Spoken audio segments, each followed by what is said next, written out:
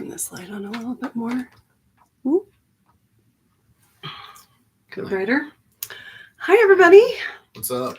Welcome back to episode 2 of our podcast. I decided to call it today Meditative Musings because I meditate a lot and I like to muse on what I'm meditating on. It is my meditation is my muse. That's where I go to discover my muse for my art and what I create. So why not have a podcast where I just talk about the things I'm meditating on? Because that's my life. And so I'm Jenny Stone. This is my husband. Hello. My soulmate. We literally wear the same shoe size. And we reunited from 1999. One day we'll maybe share that story. That's always a really fun one. And we just got married in August. Yeah, it's been a whirlwind these past 3 months. Wow, it's been crazy. Yeah, still trying to find ground. And that's kind of what led us to what we're talking about today. Finding that ground, finding that space. And for me, I discovered it was in a Vipassana meditation in the spring I did. Was that this year? Yeah. It was this spring. Holy cow. So it's only been 6 months. Feels like. That's why I'm like, I'm doing it again. In 1 year. Like, it's like one a year. That Yeah, I go one do big thing a some year. kind of journey. But yeah. This year I decided, yeah. So she's coming along. So we got married in Jamaica and we spent 8 days there. So we didn't really plan a honeymoon. And we kind of like to think that we live a honeymoon life. We do. We do. And so we weren't super concerned about it. Like Jamaica was a really fun wedding and kind of a honeymoon, but we knew we wanted to do something really fun. We talked about doing an ayahuasca trip to Colombia for my birthday, which I hope is still on the docket to talk about. Not in this episode, but just making a note. This is how we communicate. And this Vipassana, Jerry's like, I feel like I'm going to do another Vipassana. And I was like, well, what if I did it with you? He's like, there's one over Thanksgiving. And it's not our year with our kids for Thanksgiving this year. It's they get to go with the other parents this year. So and with all my eating things and Jenny's eating things, Thanksgiving is really rough. It sucks that we got to go with a lot of food that we probably shouldn't eat. And so this year it's great because the Vipassana, the one up in Lava Hot Springs, literally when I was done with that Vipassana, how much do I talk about vegetarian food? Oh my gosh, so much. but it's just this, but it was just there, and so the food there is great, and so Jenny's gonna have this vegan masterpiece Thanksgiving dinner. So I should say lunch. There's no dinner. It's kind of a fast. It's great. My body never felt better once I got back in the spring. And it'll be nice to go through with Jenny this time, knowing because one of the most beautiful things that I discovered in that practice was being able to get to know people solely by their energy alone, right? And when you're around, 50 other people, you start to identify that energy, and so it's really interesting the dynamic that happens and how your compassion changes because you hear people going through it. So let's just pause for a second because some people that don't know what a Vipassana is, this is a 10-day silent retreat, no talking. No eye contact. Not only that, you can now make eye contact with other human beings that are there while meditating and eating, and you share a room with someone. You're not allowed to talk to them or look at them. Side note, though, you can talk to the teacher. Yes. And you can have eye contact with the teacher. On specific occasions, and you have to sign up for it. You have to put your name on the time slot on the clipboard. Yeah. But yes, and it's all vegetarian food. You start at 4 a.m. in the morning. There's a breakfast at 6, which is oatmeal, fruit, and tea. Yeah. And then a lunch, a really good, yummy lunch from what I hear. Yeah, and then dinner is tea and toast. An apple. A fruit, tea and fruit. Fruits. So this is so he's talking about really getting to know people's energy, because you don't even, the eyes speak so much, body language speaks so much, and you can't look at when them. you're in the cafeteria, you're actually put up against a wall, so you're literally just looking at a wall. Oh my god! You're lucky if you get a window seat. So, but they have it all placed out for you, so it's all predetermined. And as I've learned a lot in the last few years, is I just trust the universe. Like, whatever comes, whatever it feels like it's going to feel like. I just feel the emotion. But recently it's just been, I don't need to label it, right? I just need to experience it. And that's what I learned a lot from the Vipassana, was that exact thing. And so, yeah, sometimes you just think, if maybe I didn't need a window. Yeah, I needed to stare at a white wall, or just really focus on what I was eating. Focusing on digesting and watching the energy go down my body and literally feel it. Because you get into those spaces, right? You start to notice things that because we're so busy, we don't allow that to happen. And so you kind of look for the good in, if it is a wall seat, shit. That's now if you're next to the bathroom, different story. Just kidding. There's no bathroom in the kitchen. One of the things that really helped me decide to push to the next, I've been wanting to do a Vipassana since I learned about meditation. So almost 15 years ago. And it just terrified me. I had young kids, time, season, all the excuses, I used them. And now it's we live in we've created such a beautiful environment for ourselves that I do have the time and space and freedom to go do that now. And Jerry went into a darkness retreat, and I was kind of maybe I need to go do this scary Vipassana. And I told him about it. And he signed up and did it. And then our friend Jordan had been on one. And so she came over and was talking to us about it to help prepare you for your first one. And she had mentioned by the end of her Vipassana, she could literally hear and feel each ventricle in her heart opening and closing as the blood pumped through her whole body. She could feel, she knew what was happening in there. And I was I want that. And so, and the magic in that is why that's so important, and why that's so amazing, is when you do energy work to heal your body. If you're not familiar with that space within yourself, how can you put the energy in the right space? Right. So really taking your time to really know, what does my lung experience? What does my heart experience? What does my spleen, my kidney, yada? I mean, it goes on. But that's why this practice is for 10 days. Right. We have a whole body. That's how many cells are in our body? A lot. Right. And we want to connect with each and every one of those. That's why when you were having your interview today, I noticed the conversation was it's kind of laughable. No, we know it's going to take time for you to get this, because even though 10 days seems like a long time to be in meditation, and it is, and it's really hard sometimes, but it's also very beautiful. Right. I've had visions. I've had moments of DMT releases. And where I was almost at two places at once. So it was quite amazing. I am sharing on Facebook right now. I'm what are you doing? I'm hearing you, and I'm sharing. I have heard these stories before too, but I just wanted to share that we're live. So,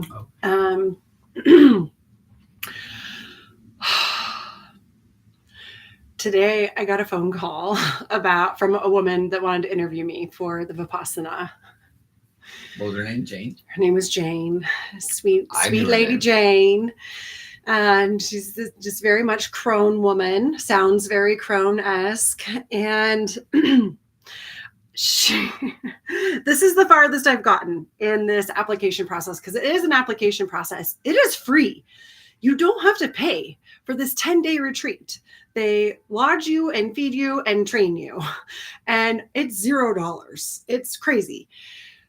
I had applied for one in Hawaii because I thought, man, if I'm going to do this, I want to be by the ocean.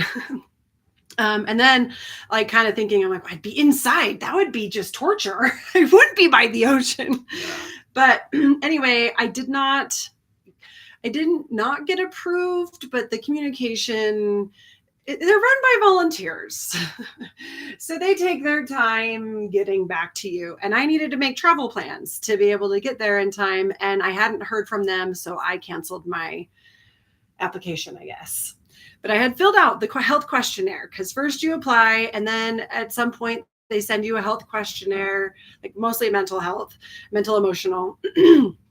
So this time applying for this one with Jerry, a silent honeymoon where we don't talk, we can't touch each other, we can't look at each other, but I'm going to know when he's crying, and he's going to know when I'm crying, and we can't do anything.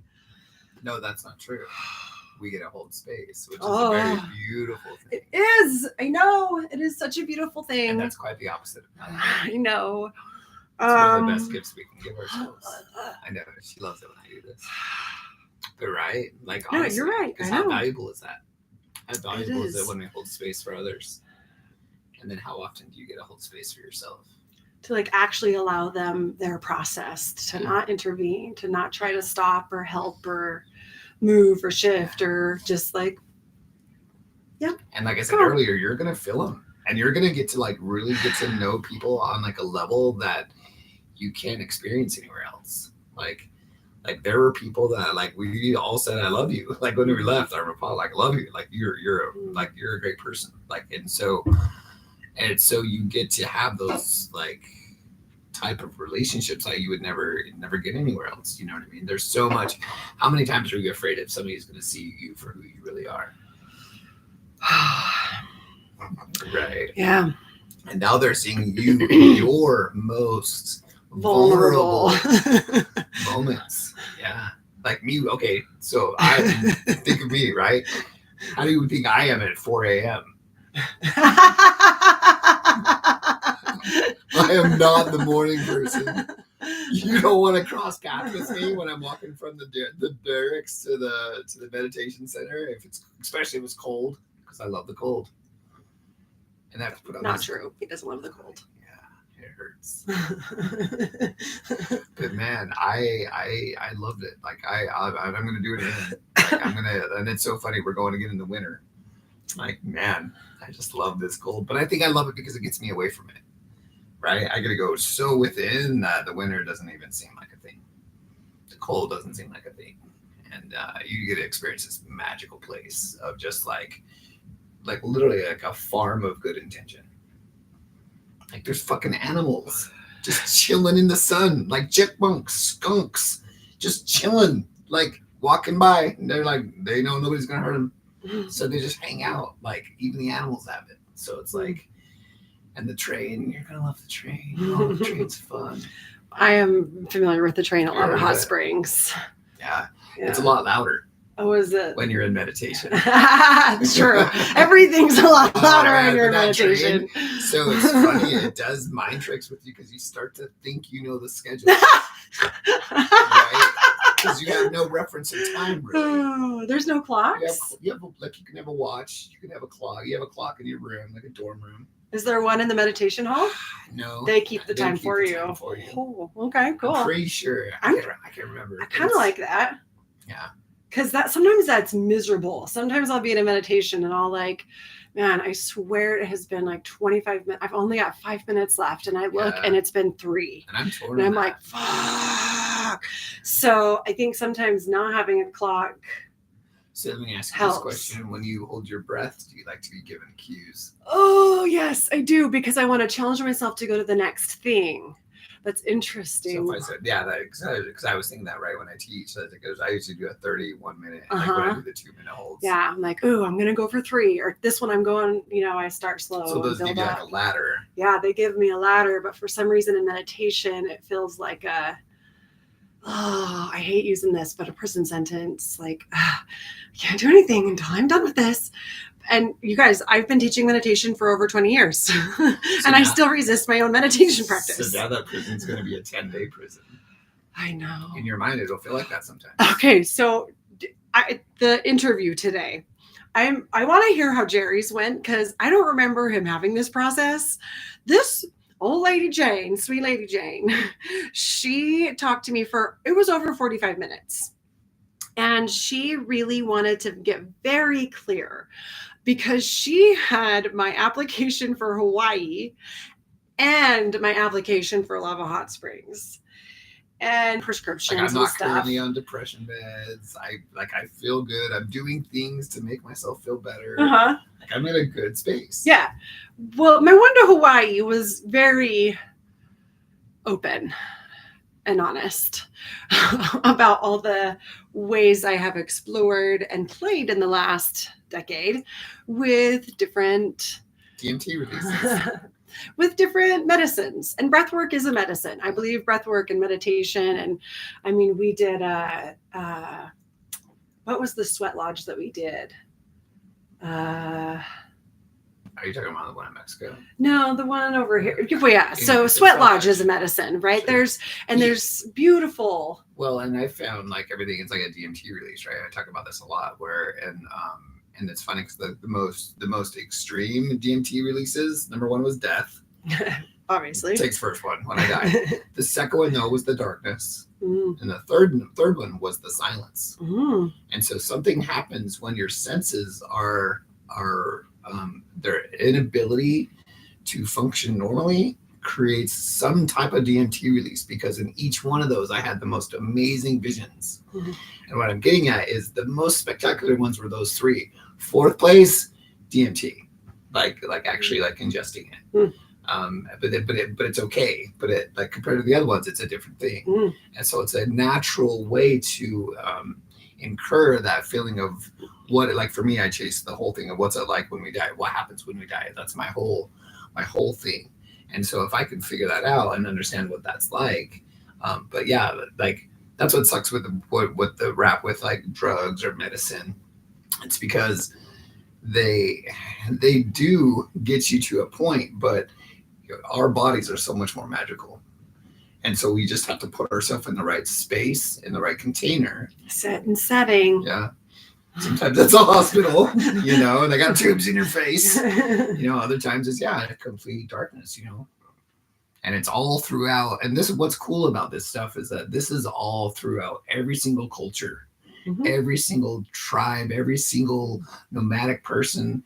It's always somewhere in their culture that there's some type of journey, some type of initiation where you're all alone. Now, whether you're alone in the darkness, in a cave, you're alone with nobody around you but nature, and I think those things, they knew they were just as powerful. Mm-hmm. And it's like now we're, as a society, we're starting to wake up to that. It's like just coming back around, right? That full circle of history. And so that's why, the application was so hard, because it's a lot of it's perspective. And so for me, the most powerful drug is to actually go to this Vipassana, right? So how twisted is that? And I'm addicted to it. That's why I'm doing it again. That's because it's a lot of work.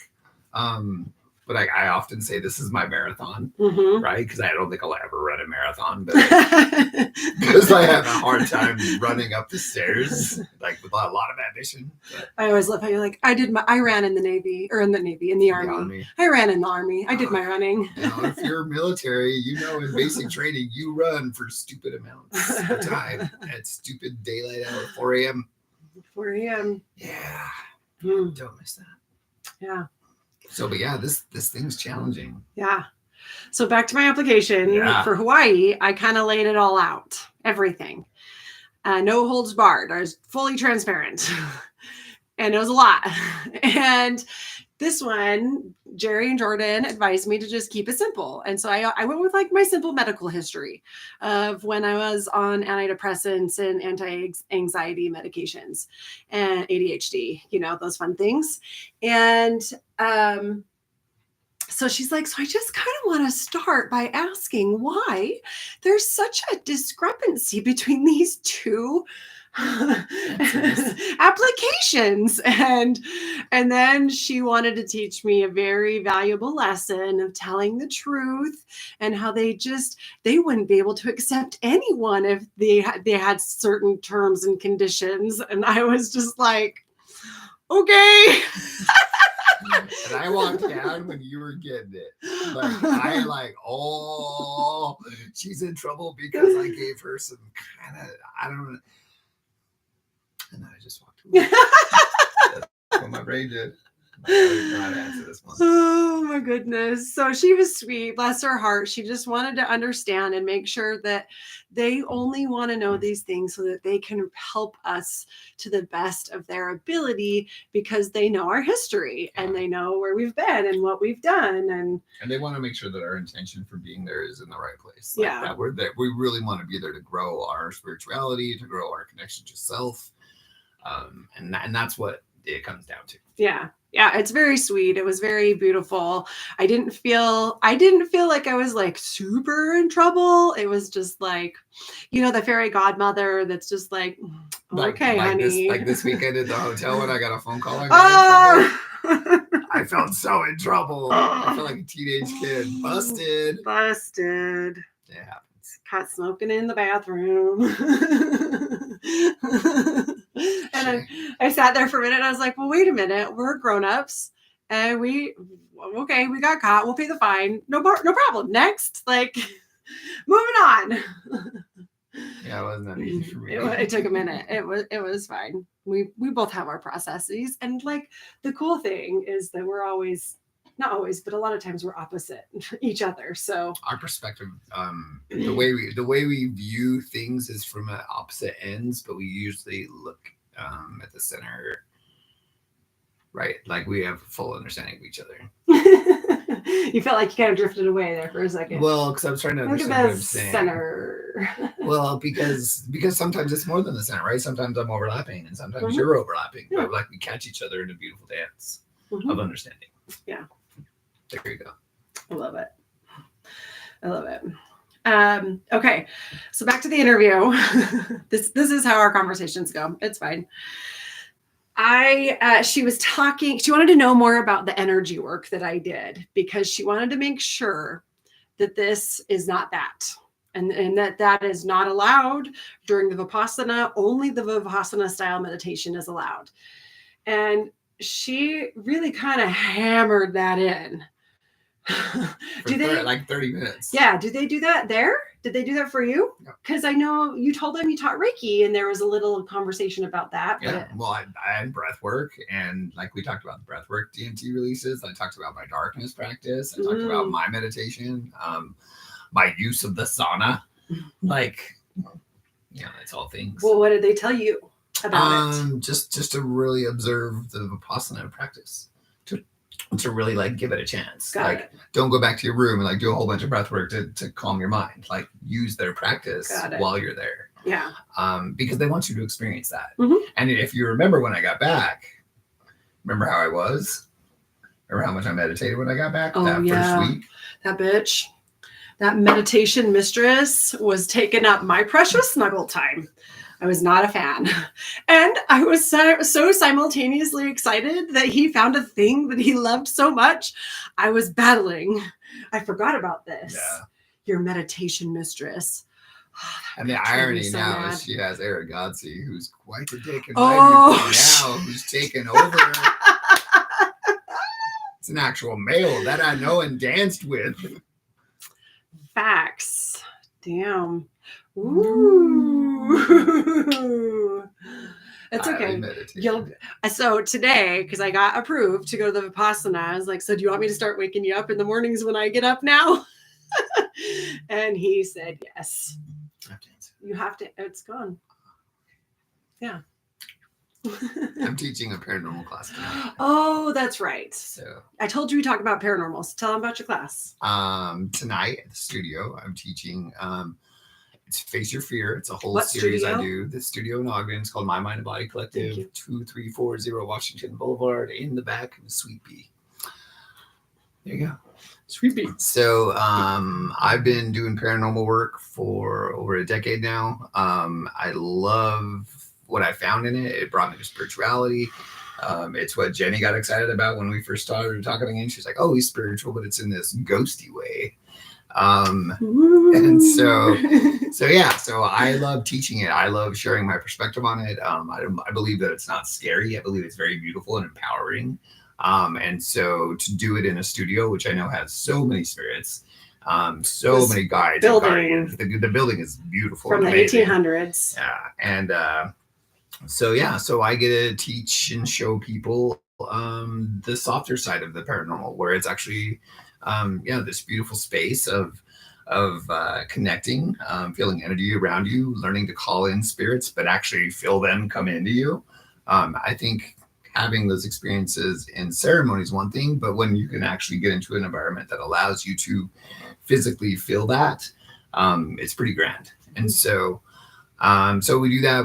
I teach with a bunch of our equipment. We have thermal cameras and regular cameras and microphones and all the gadgets. Toys, lots of toys. Yeah, I have a whole drawer. Bucket toys. Yeah, lots of stuff. But the best thing is always your body. My body's like my best tool. It's amazing. And once you can fine tune it with meditation and the things that we practice, I've found that when I do these types of investigations, I'm able to connect so much deeper to more spirits. More understanding comes through, more clarity, more of a mediumship, I guess you would say, as much as that sounds really gross for me to say out my mouth. Okay, can we talk about that for a minute? Yeah. So you're a paranormal investigator, not a ghost hunter, not a medium, not a psychic, because is it a hierarchy? Is there just judgments? Are they your judgments? No. Or cultural consensus judgments? There's definitely some cultural things with mediums. And I've known a handful that are definitely amazing. And they definitely have talents. Unfortunately, I've known a basket full of others that were totally full of shit. And so I have judgments because of those experiences.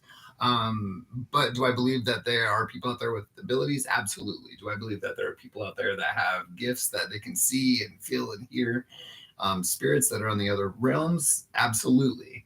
I know because I'm one of them, which again, that's why it's hard for me to say, because I had a very hard time transitioning into this space of acceptance of what this lighter energy side is, versus where before everything was for me was I have a photograph, I have audio evidence, I have a movie, I have tangible evidence, I have an audience of people that witnessed the same thing I witnessed, and I have all those things from my experience, and that's what led me into the ability to actually accept that. All right, some mediums can be legit. So there's a window, be it a small window, we can look through it. We can figure it out. But it's funny because this Vipassana meditation actually allowed me into that window. That window is small, right? But these spaces in this practice allow you to really get to know yourself, right? And for me, it was getting to know myself in an energetic level, to where I felt like I was actually healing my body. And so when you learn to sit with yourself, you really learn to hear yourself, hear your body, hear, all those magical things in your body that happen every single day without us consciously doing them. You get to find gratitude for that. You get to hold space for that. And I think once you do that, you now have an awareness to that cell or those cells. And when you have an awareness to them, energy is magnetic. There's a magnetism to it. So you can pull it. You can pull it into you. You can push it where you need to. And you're doing that all with your mind. And so the more you're able to fine tune that ability, I think you have just such a better chance at actually healing. And I know I was able to do that with my lungs. Like my story with my lungs has been ongoing. But just having this meditation and doing what I did with this, by the end of it, we did eat a lot of really good food, like vegetarian diet the whole time, great fasting abilities, and all that. But yeah, I felt 1,000 times better. I don't think last year I got sick at all. In the winter time, I don't think I got sick at all. And usually that's when I'm like my most that's usually where I'm the most frail. But so that's what I'm hoping again this winter. I'm hoping that we go into this, I'm able to really heal this lung. So, and I am proud of myself. I'm using less inhalers. My asthma inhalers are still, I'm starting to stockpile them, which is nice. Feels good. The apocalypse, might be coming. Okay, I love all of that. I love hearing you talk. I'm still on this medium window. I kind of want to know, Keep going. what are the parameters? What's the like? How do you know you're in the window, and how do you know you're out? Just your own personal. If you find yourself talking from the spirit's perspective more than your own, and it's not balanced with the amount of time that you're listening, there's probably an issue there. There's probably something, like, you have to allow for that space. You can't always be on, right? A lot of mediums that think they know and hear and see everything, they just talk at you constantly. But there's no real, it doesn't seem like there's a real time to really hear the spirit. And as a paranormal investigator, that's what I'm doing the majority of the time, is holding space for them to speak to me. And so for somebody to come in and like literally sometimes stomp on that energy and push a lot of the spirits away while I'm trying to pull them in and make a safe space, a lot of times mediums are very aggressive, as in, I know exactly what's happening, and they start slinging things at spirits, and spirits will leave. Okay, so I have a story for you as an example, and I'm curious how you think about this. So remember in Jamaica, your mom, your sister, and I were sitting at the edge of the cliffs overlooking the ocean, and your sister's like, oh, look, somebody's snorkeling out there. And I was like, oh, I thought it was a bird. And your mom's like, no, that's garbage. Yeah. And we all kind of like lean in to, focus our own lenses and our eyeballs to see it a little bit better. And we all three still swear that we see what we see. And I had this like awareness with all of the, research and meditation and stuff that I do on the quantum realm and multi-dimensions and parallel realities and stuff.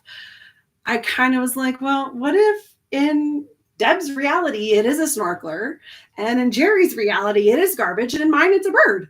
Like, and we can all exist. All of our realities can exist simultaneously. So with that concept placed into the story of the medium coming in and pushing all of the ghosts out, what if in their reality, they're calling them in? And it's just your two realities don't coexist. Like ours could coexist, well, but yours couldn't because. Well, I know that sounds crazy, but in the reality, like we were speaking with like 5-10 spirits. Medium comes in, 1 to 2 are only are going to talk to us now. Well, in your reality, in her reality, she may have more spirits coming in because she's now opening a channel, is what I'm saying. Could that be a possibility? Well, of course, it could be a possibility. And that maybe just like our realities of the snorkeler bird trash could coexist because we were on the same intention of relaxing and looking out. You guys had different intentions. You wanted to hear the spirits. She wanted to talk for the spirits. But also their interpretation of what a spirit is are two different things. Oh, that's true. There's that, yeah. And so the way I do it is a softer approach. I want to understand. I want them to tell me. I don't want me to tell me what the spirit like, and that's where I get lost in it, right? Like, because so many times the person, the medium, they're really telling you all these details about the ghost and all the spirit, but there's not really. It just doesn't make much sense. A lot of times they'll say so many things that just doesn't make sense to me. Yeah. As far as why would the spirit want to tell you this? Right? And I don't know. Interesting. People love to create things. People like to be involved too. People love to have gifts. And yeah, people fall into funny places sometimes with that. There could be, pleasing, performing. Yeah. Oh, there's tons of performers. Look sure. at all the hypnotism and in the ghost hunting world, it's a lot of show. The Zach Baggins show, Ghost Adventures, I mean, how many of those episodes we watched? And we're like, come on, but it's entertainment, and it's entertainment for people. That's not what I do.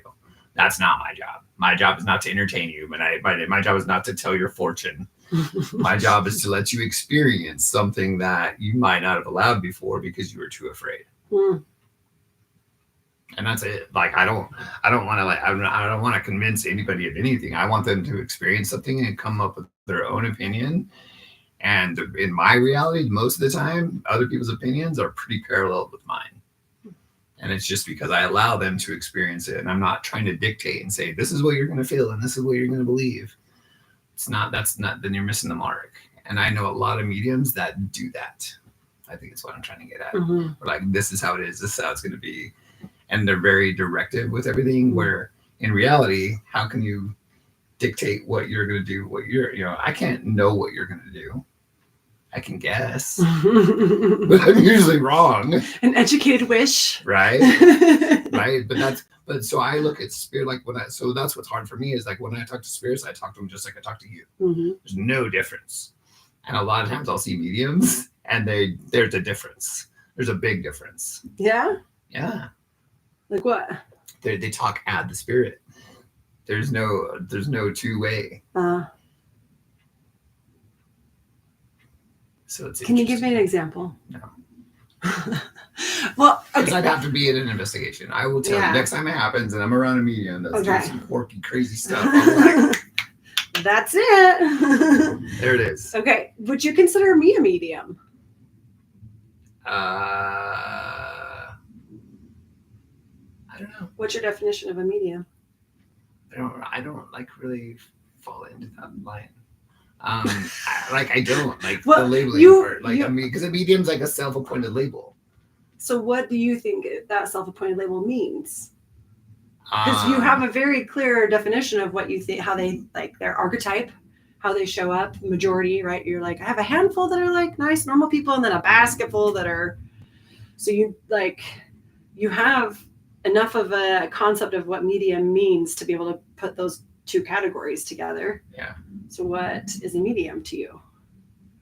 Somebody that can connect with, that can connect into other dimensions and pull information from that dimension. Okay. In a clear way. Okay. I would consider myself a medium based off of that definition. Yeah. Yeah. Because when I do like my transmissions and I can channel spirit guides and dragons and plants. Is that a different dimension? Being able to talk to plants? Is that mediumship? Plants are in this dimension. So yeah, I am. So for me though, right, I come from this place of everything has to be tangible.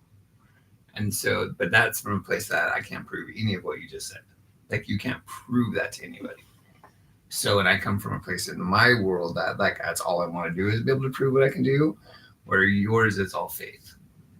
For other people have to be that they have to have faith in you that you're telling your truth. I'm going to challenge you on this one and go back to when you said that your best tool is your body. Mm-hmm.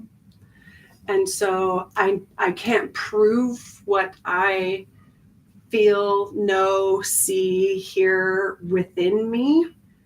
I can't prove it, but does that make it not real? Because I felt it, I saw it, I heard it, I knew it. So does that count? So for your own sanity, sure. Right? For your own sanity, sure.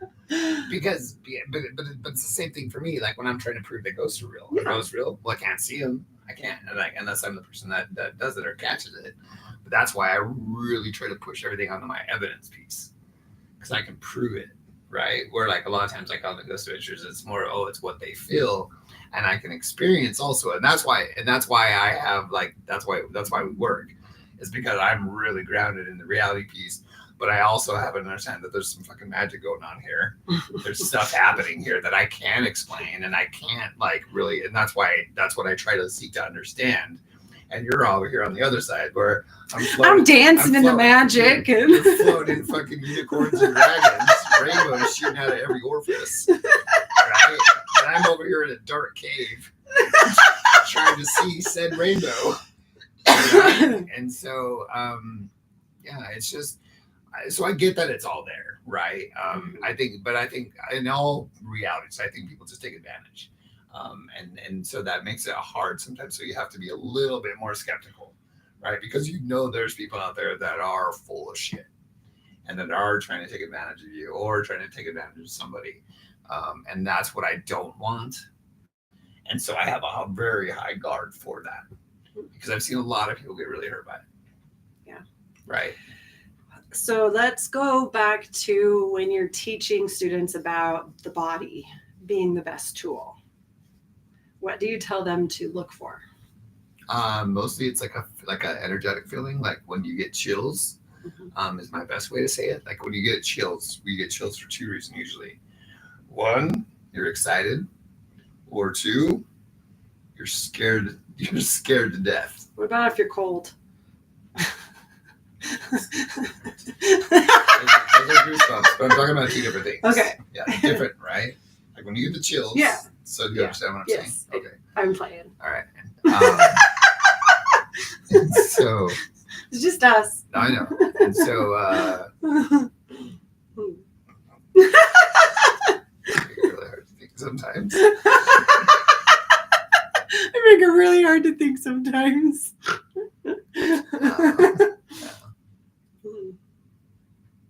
Okay.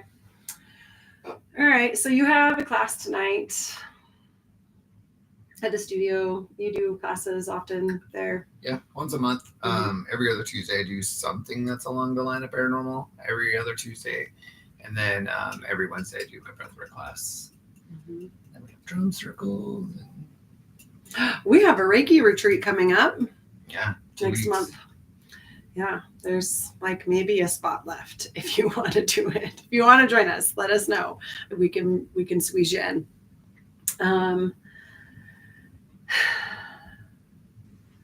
Yeah, I'm going on a Vipassana.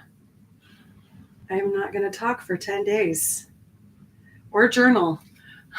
You will talk. And I don't know if you guys know how I feel about writing, but there's like pages, and this is just one notebook. Jerry can attest. How many notebooks do you see over here? I have an aversion to journaling. There's like, just journal, you'll feel better. And I'm all, just thinking about that makes me not feel better. Like, I have to respect that. So, yeah. Oh, no, resistance is normal. I just don't like journaling. That's fine. Some people just don't like meditating, but it's still medicine. And you still need to do it. I don't have to. Some people don't like showering. Don't have to. Cavemen never even had a shower. They had a river. Resistance isn't personal. Nope. But of course, again, like I said, we're opposite. So of course you like to journal. Me, I like to go into like these empty spaces and like go into that. Right? So I'm excited you're coming along. Yeah. I'm glad I'm going to be at the front of the class. They put the new kids in the back. Do they? I was in the very back last time. I hope I'm in the back. You probably will be. I don't want to sit in front. I want to this time because I won't be as distracted. Because like in the back, you see everybody. And even though you're like not supposed to be looking. My girls are supposed to be closed. You're in there all day long. Oh, you're going to look. Yeah, and you can't have blindfolds.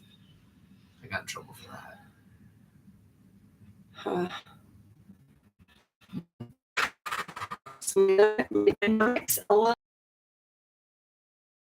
little nervous. I'm excited. And I've already been practicing the last couple of days, the very basic Vipassana style meditation, where you just focus on your breath coming, the sensation of your breath in through your nose and out through your nose. That's it. Like, that's all you do. For the first 3 days? For the first 3 days, that's your meditation. So I have been practicing that here in little short fits and bursts to try to like, okay, I can do it. I'm going to do this. But like, 15, 20 minutes, 30. We're going to start with an hour tonight. But it's like 10 hours a day. Yeah, it's a lot. 10 hours a day. Like I said, I have an injury from meditating. I have an injury from meditating. Right? Too hard.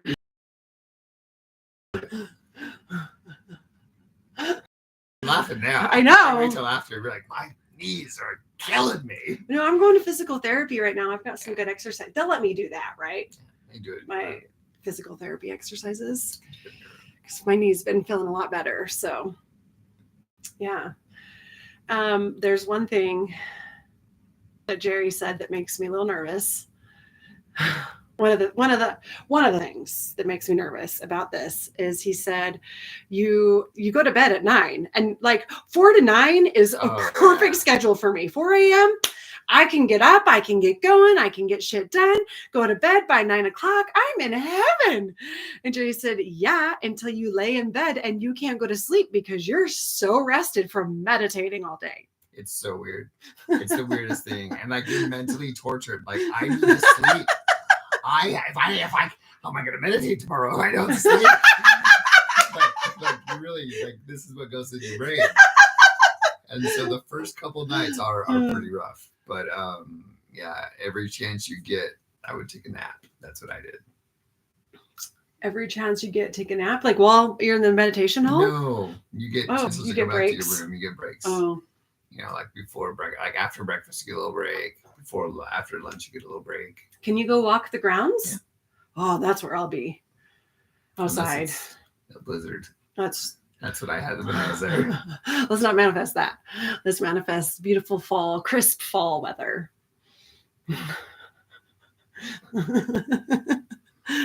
Hey, listen, I manifested me getting there this time.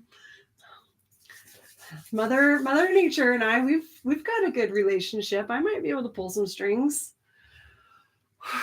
It makes me think of you need some mud boots. Yeah. Dang it, I have to go shopping. Like those good ones I have. Uh-huh. I'm taking those. Yeah, I like yours. But yeah, I need to find some cute ones for me. Hey, you don't want cute. You want them to protect you from the mud. Well, they can be cute too. Yeah, they can be.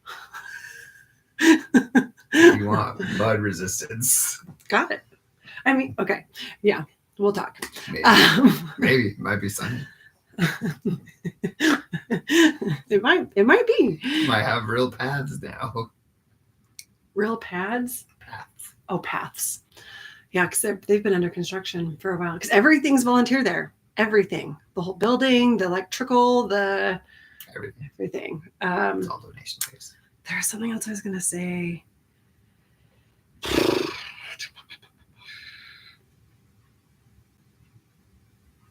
I can't remember it now.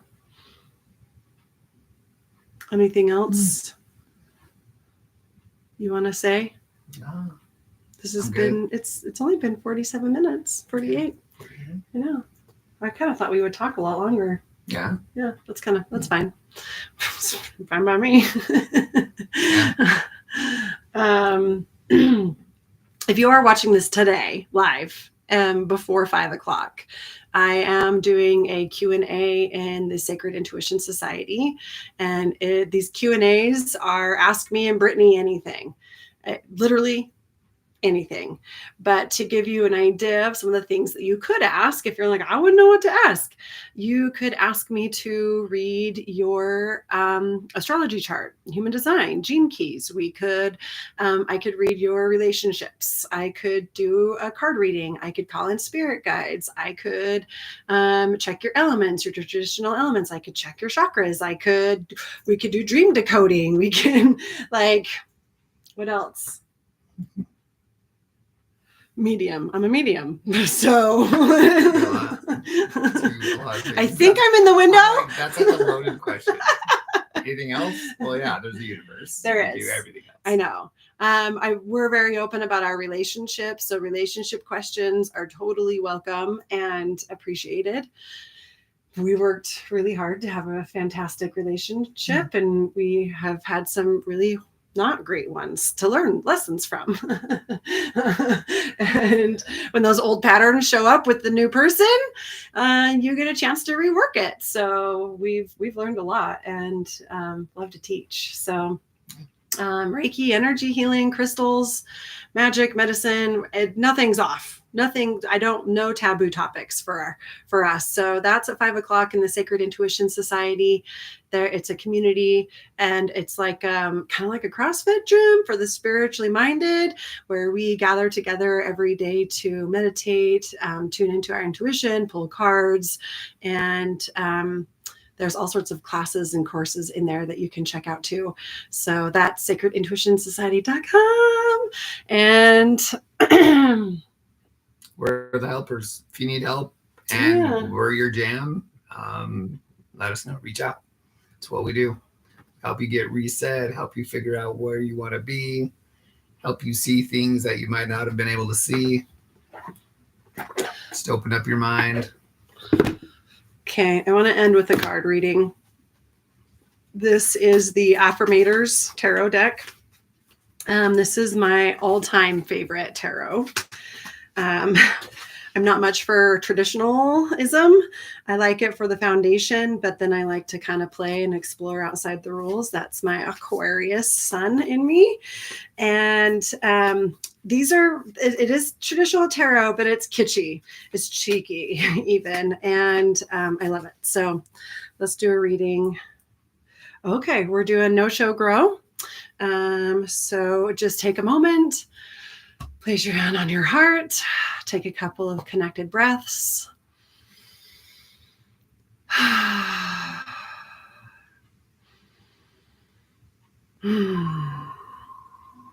Calling in any guides, guardians, angels, ancestors, ascended masters, gods, goddesses that intrigue you, that you are interested in, and calling in your intuition, your higher self, your light, your essence, your inner knowing. And take a moment to allow a question to bubble up for you. And notice how this question shows up. Do you just know your question? Did you hear it? Did you just feel it in your body as a sensation? Do you just want to blurt it out? Do you see an image of what your question takes shape of? Starting to articulate how your intuition speaks to you is part of the process that we teach in Sacred Intuition Society. Being more connected to your physical senses and how your self, your higher self, uses this body to communicate with you, so you can understand the messages more clearly. So whatever that question is, the spread is know, show, and grow. So what do I need to know about the situation? What do I need to show about the situation? And what can I grow? Know, show, grow about the situation. Okay. So the first card, what do I need to know? Queen of Pentacles. Oh, baby. So what I need to know. So just take a moment and allow whatever's showing up for you, whether you know tarot or you do not, just allow whatever shows up for you from your intuition about the Queen of Pentacles. What do you need to know? What is the Queen of Pentacles telling you about the situation? And maybe write it down. So we're going to read the book a little later here, and then you can check and see how on your intuition was. This is a process we do in SIS to grow our connection to our intuition, to trust it, to learn how to trust it. Okay, what do we need to show? Oh, King of Pentacles reversed. So we got the Queen is what we gotta show, and the King, let's go like this. I don't know which way it is for you guys. The Queen is what we need to know. King, no, show. We gotta show reversed King of Pentacles. What does that mean to you? What's your intuition telling you? We got 2 court cards in the Pentacles. Okay. Now grow. What needs to grow? Writing down what your intuition is saying. how it's showing up for you. Oh, okay. What we need to grow. Major Arcana card, Temperance, reversed. Temperance. Okay. So now we're going to read. We're going to read and see what we need to know from the Queen of Pentacles. This is a pretty powerful spread, you guys. Okay, Queen of Pentacles is the mother. Oh, sorry, Jerry. Queen of Pentacles is the mother of safety, security, and our most basic human needs: food, shelter, hugs. She nurtures all in her midst. Bring her your concerns and let her dispel them all with a gentle reminder that you're a force of nature who can accomplish more than you realize. Having a hard time choosing between family and career? This queen says you don't have to. Do what you need to do to balance your time, keep things simple, and maintain the warm and loving spirit of a mom who can do it all. Oops, go ahead and cross stitch all of this on a pillow. And the affirmation is, I have the patience, power, and stamina to live however I want to, and I will not apologize for bringing home a baby goat. Okay, this is what you need to know. Where does the card go? Compassion. And you can do whatever it is that you want. Just be gentle, nurture yourself here. Know that you're all good. Okay, what we need to show is the King of Pentacles reversed. This does not have reversed meaning, so I'm going to read it, and then we're going to play with the idea of what the reversal could be. Pull up a throne, don a velvet cape, and join the KOP, King of Pentacles, in his favorite pastime, eyeballing your accomplishments. This master of the material realm represents the ultimate job well done. You have lots to be proud of, so don't be shy about showing yourself some love. And it appears you have lots to look forward to, especially in the realm of manifesting awesome shit. Keep setting your sights on what you want, and there's a good chance you'll get it. Not a bad skill to have on your resume. Also, crowns never hurt an image. The affirmation, watch me as I make stuff happen that's even more impressive than the stuff that's already happened.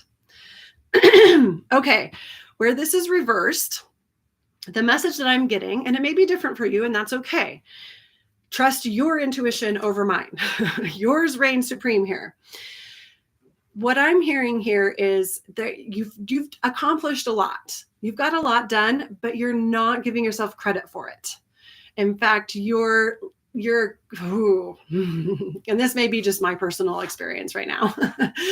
You're giving into perfectionism is preventing you from producing greater results. Interesting.